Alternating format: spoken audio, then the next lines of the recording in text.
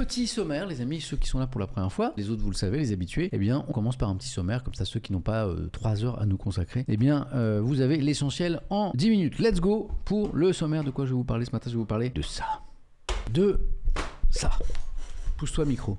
Ça, c'est la grosse actu en France aujourd'hui. Proposition de loi du groupe Lyotte qui arrive à l'Assemblée, qui était super ambitieuse, qui était un peu la dernière cartouche, on va le dire, de ceux qui s'opposaient à la réforme des retraites et qui était censé faire voter l'Assemblée sur un retour en arrière. C'est-à-dire si la proposition de loi du groupe Lyotte était votée aujourd'hui à l'Assemblée, eh bien, on aurait eu un retour de l'âge légal de départ à la retraite à 62 ans et pas 64 ans comme avec la réforme. C'était une annulation peu au prou de la réforme des retraites. Sauf que même si dans les faits, puisque ça allait passer au Sénat après, il n'y avait aucune chance que cette proposition de loi soit entre en vigueur après son vote et donc annule réellement la réforme, ça aurait été un vrai coup politique dur pour le gouvernement, évidemment une forme d'acte de défi super fort, quoi, avec pour la première fois que l'Assemblée enfin puisse se prononcer sur la réforme, puisqu'il y a eu 49-3, les députés n'ont pas pu voter, et bien pour la première fois, c'est un vote négatif. Donc ça aurait été en termes d'image et de séquence politique extrêmement négative pour le gouvernement, qui l'a bien compris et qui a tout fait pour que cette proposition de loi ne soit pas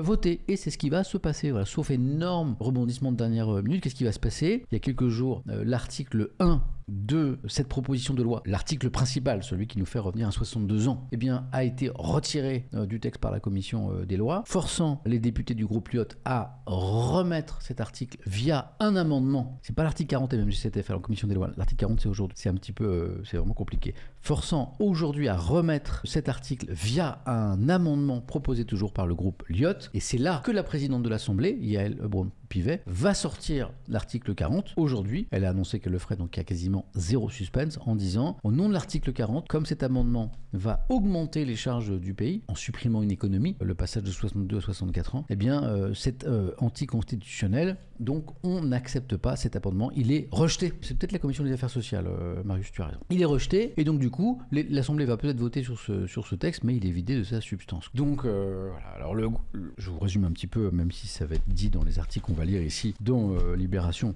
et dans l'Humanité. Le gouvernement dit c'est légal, c'est constitutionnel, on se sert des outils à notre disposition dans la Constitution, il n'y a rien de fake là-dedans, c'est vrai, c'est dans les textes. Après, les opposants disent que c'est une certaine lecture des institutions et c'est surtout un abus quelque part, un abus de pouvoir en empêchant systématiquement la représentation nationale, à savoir l'Assemblée, de se prononcer sur cette réforme, puisqu'il y a eu le 49-3, donc une adoption sans vote, et puis au moment où justement l'Assemblée allait pouvoir se prononcer là-dessus, on l'empêche un petit peu par tous les moyens, amendement ou article de dernière minute. Est-ce que c'est possible? Demande Coso. Non, puisqu'à chaque fois, l'article 40 peut être invoqué pour éliminer tout amendement qui vise à augmenter la dépense. Voilà. Donc, cette histoire de la proposition de loi Lyotte, elle arrive, je vous en parle. Et puis je vous parlerai aussi de ça. C'est marrant, ça. Enfin, c'est marrant, c'est très bizarre. L'article totalement improbable. Allongement des jambes, les hommes vont droit dans le fémur. D'abord, on va valider ce titre. Je viens de me rendre compte du jeu de mots parce que je l'ai lu très vite ce matin dans un état second aux alentours de 3h du mat. Allongement des jambes, les hommes vont droit dans le fémur. Qu'est-ce qui se passe? Récemment, il y a un buzz qui a été provoqué par une photo sur internet d'une femme, d'une mannequin allemande qui s'est rallongée, qui est plus grande de 14 cm parce qu'elle a fait une opération un peu particulière, on va dire, pour allonger ses jambes. Ça existe. Il y avait une vieille opération qui avait été inventée par un russe un peu barbare et puis aujourd'hui, il y a un truc qui est un peu plus moderne mais qui fait bien mal sa race. Sauf que l'article de Libération nous explique qu'en fait, l'immense majorité des personnes qui vont voir les chirurgiens spécialistes de ça pour se faire allonger les jambes, King Julian DBZ dit mais pourquoi? Pour être plus grand en fait, pour grandir. Eh bien, l'immense majorité des gens qui vont voir ces spécialistes sont des hommes. Voilà. Donc, je vous lirai ça, c'est assez étonnant. Et on se penche notamment, et c'est ça qui est intéressant dans l'article, sur les motivations. Mais pourquoi? Pourquoi vouloir devenir plus grand? Voilà. Clément Poletto dit qu'il mange de la soupe, c'est faux. Toute mon enfance, mes parents m'ont fait manger de la soupe, sans crème fraîche, genre à peine de sel, pas de beurre et tout, genre avec plein de légumes, genre plein de fibres, genre avec des poireaux et tout, quoi. Verte un peu, quoi. Franchement, bon. Voilà. C'est pas... Ouais, bon, voilà. Plein d'amour pour mes parents, mais ouais, c'était... Ok, c'était pas... Bon, un peu dégueu. Et voilà la taille, quoi. Je fais 1m67, donc je peux te dire que si la soupe faisait grandir, avec les soupières, avec les tonneaux, avec les baignoires de soupe verte que je me suis enfilé, ben je peux te dire que ça se saurait, quoi. Donc la soupe, vous oubliez. Et l'opération, on va se pencher là-dessus. En vrai, c'est assez passionnant cette histoire. Voilà. Donc l'Humanité se penche aussi sur l'histoire de la proposition de loi Elliott. Je vous lirai pas l'article parce que c'est exactement la même chose que dans Libération. Hein, la même colère en fait en disant mais c'est quoi cette pratique des institutions de la 5ème République, ça va pas du tout quoi. En vrai, j'ai hésité à vous le lire, ça je me suis dit putain, encore un truc bien anxiogène là. Mais bon, en même temps, c'est une réalité. En fait, dans ma tête, ça a fait ça. J'ai dit, oh là là, le trafic de drogue, la violence, les règlements de compte, l'insécurité dans certains quartiers et tout. Oh là là, qu'est-ce que je veux casser le moral des viewers ce matin. Et en même temps, je me dis, ben ouais, mais ça existe. C'est vrai. Et il semblerait que dans certaines villes, certains quartiers, ça devienne de plus en plus délétère. Voilà. Et que le phénomène semble non pas diminuer mais s'étendre quoi. Donc à un moment je me suis dit bon Samuel, tant pis tu mets ta bonne humeur de côté et puis tant pis tu lis ce truc parce que c'est quand même un phénomène un peu inquiétant quoi. Voilà. Bah, notamment ce qui s'est passé à Valence avec l'école Cyril exactement. Le Parisien, qu'est-ce qu'il y a eu du Parisien?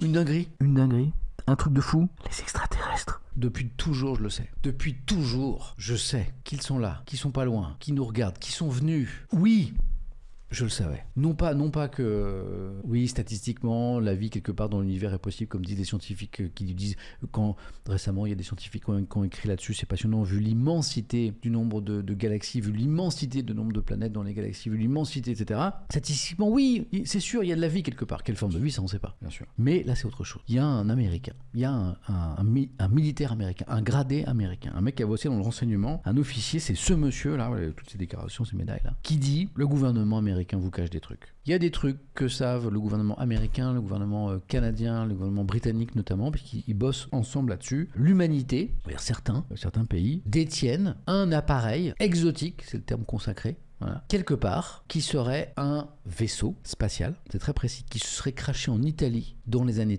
1930, voilà, et il est quelque part, et il subit plein de tests depuis longtemps pour que les scientifiques qui se penchent dessus essaient de comprendre d'où vient cette technologie extraterrestre. Voilà. Bon, ce serait pas la une du Parisien, je vous en aurais peut-être pas parlé, mais c'est quand même assez... étonnant quoi. Donc lui il parle et il dit c'est très sérieux, je vous lirai ça puis vous me direz ce que vous en pensez. Moi je kiffe, hein. Je vous rappelle que l'objectif, moi j'avais deux objectifs dans ma carrière de journaliste. Un c'était d'interroger Jennifer Lopez, de faire un entretien avec Jennifer Lopez, et deux d'être le premier à interviewer un extraterrestre sur ou à la télévision ou maintenant sur ma chaîne Twitch. Voilà le petit pic d'audience si demain je reçois un extraterrestre sur ma chaîne Twitch. Ouais, Jennifer Lopez, oui, c'est... Non, Jennifer Lopez, j'ai oublié parce que comme j'ai... Bon, c'est un projet que j'ai abandonné, Jennifer Lopez. Comme j'ai un détail, une petite... comment dire, une injonction judiciaire. J'ai pas le droit de l'approcher à moins de 100 mètres. Un malentendu, une fois. Bon, voilà. Donc, du coup, extraterrestre, par contre, il n'y a pas eu de procès, il n'y a pas eu de décision de justice, donc... normalement je peux quoi. Oui, puis il y a Hélène aussi un petit peu qui a mis son veto. Bon, ça c'est une autre histoire. Je redeviens un petit peu sérieux parce qu'il y a des inquiétudes sur la santé du pape en ce moment, qui vient de subir une lourde opération, anesthésie générale. C'est le pape, il a 86 ans, il est de santé fragile, donc évidemment il y a beaucoup de questions quant à sa capacité à tenir ses fonctions. Pourrait-il démissionner, abandonner sa charge de souverain pontife, ou peut-il, et hélas pour lui, nous quitter? Un petit article du Parisien là-dessus. Lui c'est un peu un extraterrestre pour le coup, mais du football, c'est Messi. Alors il n'a pas été peut-être au top des attentes au PSG, quoique, enfin bref, c'est un débat. En tout cas, il se barre de Paris. Je crois qu'il a eu des mots assez, pour dire un peu finalement, il n'a pas trop aimé ces 2 années à Paris. Bon, je pense que du côté des supporters du PSG, ça va un peu gueuler. Il s'en va.